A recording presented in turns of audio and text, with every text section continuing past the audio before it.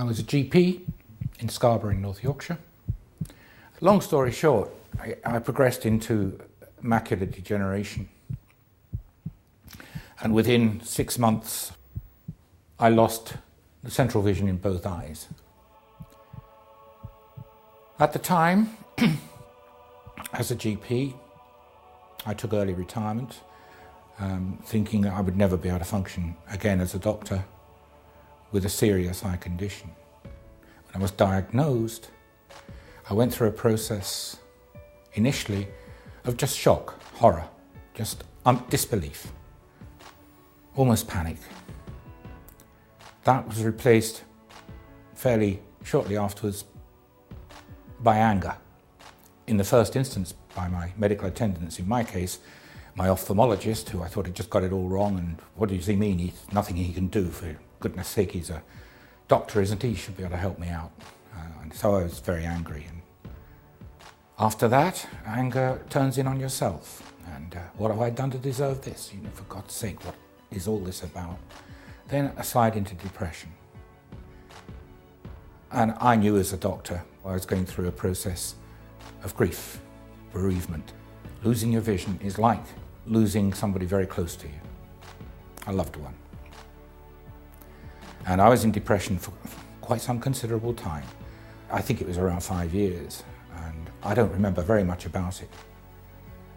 A lot of people with macular diseases and other serious eye conditions get into that stage of depression, and most will come out. I did.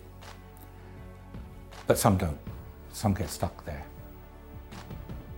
Up till that point, the only thoughts in my head were of all the things I could no longer do. I couldn't watch films, I couldn't read books, I couldn't watch TV, I couldn't drive a car.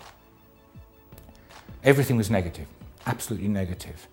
It was a chance visit to a sick friend in America that brought me into contact with a man in Johns Hopkins low vision unit in Baltimore.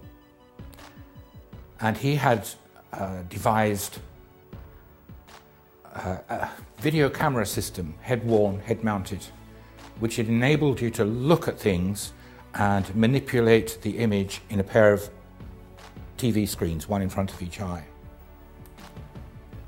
He handed me the Baltimore Sun to look at, and I could read the print. It's the first time I'd read print in a long time, and it was a very, very emotional moment. That was the turning point, because it dawned on me, if I can do that with this device, what else can I do?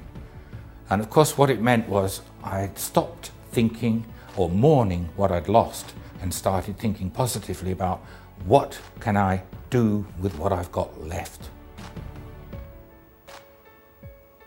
I wish I had, at that time, people like me who have been through it and can tell newly diagnosed and suffering people, because you do suffer when you get a diagnosis like this, that it is not the end of the world.